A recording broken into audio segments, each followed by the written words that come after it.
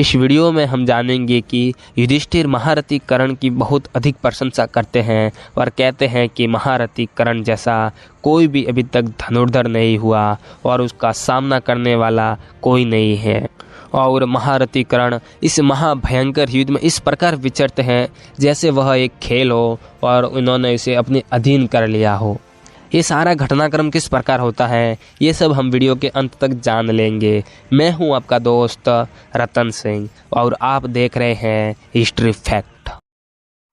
जिनमें 10,000 हाथियों का बल था, संचार में जिनका सामना करने वाला दूसरा कोई भी महारथी नहीं था, जो रणभूमि में सिंह के समान खेलते हुए विचरते थे, जो बुद्धिमान, दयालु, दाता, स्वयं पूर्वक व्रत का पालन करने वाले और धृतराष्ट्र पुत्रों के आश्रय में थे, अभिमानी, तीव्र, पराक्रमी, अमरशील, नित्य रोष में भरे रहने वाले तथा प्रत्येक युद्ध में हम लोगों पर अस्त्रों एवं वाग्बाणों का प्रहार करने वाले थे, जिनमें विचित्र प्रकार से युद्ध करने की कला थी, जो शीघ्रता पूर्वक अस्त्र चलाने वाले, धनुर्वेद के विद्वान तथा अद्भुत पराक्रम कर दिखाने वाले थे।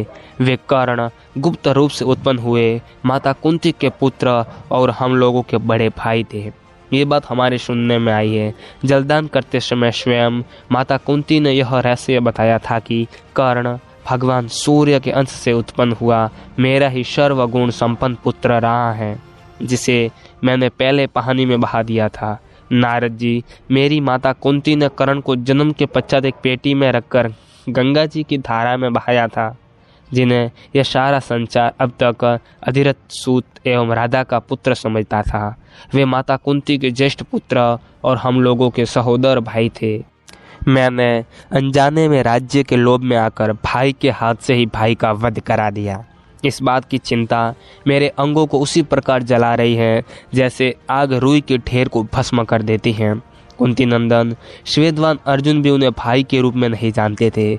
मुझको, भीमसेन तथा नकुल सहदेव को भी इस बात का पता नहीं था, किंतु उत्तम व्रत का पालन करने वाले कर्ण हमें अपने भाई के रूप में जानते थे।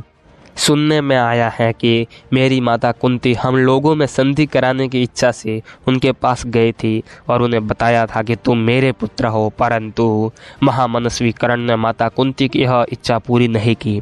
हमने यह भी सुना है कि उन्होंने पीछे माता कुंती को ये जवाब दिया कि मैं युद्ध के समय राजा दुर्योधन का साथ नहीं छोड़ूंगा, क्योंकि ऐसा करने से मेरी नीचता, क्रूरता और कृतज्ञता सिद्ध होगी। माताजी, यदि तुम्हारे मत के अनुसार मैं इस समय युधिष्ठिर के साथ संधि कर लूं, तो अब लोग यही समझेंगे कि कर्ण युद्ध में अर्जुन से डर गया। अतः मैं पहले समरांगण में श्री कृष्ण सहित अर्जुन को परास्त करके पीछे धर्मपुत्र युधिष्ठिर के साथ संधि करूंगा। ऐसी बात उन्होंने कही। तब कुंती ने चौड़ी छाती वाले कर्ण से फिर कहा, बेटा, तुम इच्छानुसार अर्जुन से युद्ध करो, किंतु अन्य 4 भाइयों को अभय दे दो। इतना कहकर माता कुंती थरथर कांपने लगी।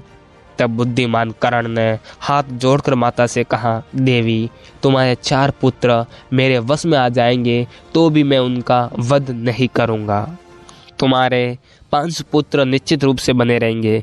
यदि कर्ण मारा गया तो अर्जुन सहित तुम्हारे 5 पुत्र होंगे, और यदि अर्जुन मारे गए तो वे कर्ण सहित 5 होंगे।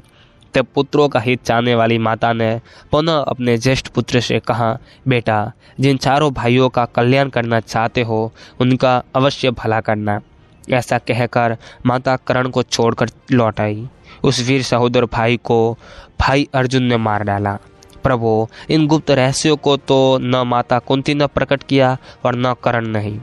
द्विश्रेष्ठ तत्पश्चात युद्धस्थल में महाधनुर्धर सूरवीर कर्ण अर्जुन के हाथ से मारे गए। प्रभु, मुझे तो माता कुंती के ही कहने से बहुत पीछे यह बात मालूम हुई कि कर्ण हमारे ज्येष्ठ एवं सहोदर भाई थे। मैंने भाई की हत्या कराई है, इसलिए मेरे हृदय को तीव्र वेदना हो रही है। महारथी कर्ण और अर्जुन की सहायता पाकर तो मैं देवराज इंद्र को भी जीत सकता था। कौरव सभा में जब दुरात्मा धृतराष्ट्र पुत्रों ने मुझे बहुत क्लेश पहुंचाया, तब सहसा मेरे हृदय में क्रोध प्रकट हो गया, परंतु कर्ण को देखकर वह शांत हो गया। जब धृतराष्ट्र सभा में दुर्योधन के हित की इच्छा से वे बोलने लगते और मैं उनकी कड़वी एवं रूखी बातें सुनता, उस समय उनके पैरों को देखकर मेरा बढ़ा हुआ रोष शांत हो जाता था। मेरा विश्वास है कि कर्ण के दोनों पैर माता कुंती के चरणों के सदृश थे। कुंती और कर्ण के पैरों में इतनी समानता क्यों है, इसका कारण ढूंढता हुआ मैं बहुत सोचता विचारता, परंतु किसी तरह कोई कारण नहीं समझ पाता था। नारद जी, संग्राम में कर्ण के पहिए को पृथ्वी क्यों निगल गई और मेरे बड़े भाई कर्ण को कैसे ये श्राप प्राप्त हुआ, इसे आप ठीक ठीक बताने की कृपा करें। भगवान, मैं आपसे यह सारा वृत्तांत यथार्थ रूप से सुनना चाहता हूँ, क्योंकि आप सर्वस्व विद्वान हैं और लोग में जो भूत और भविष्य काल की घटना है उन सबको जानते हैं।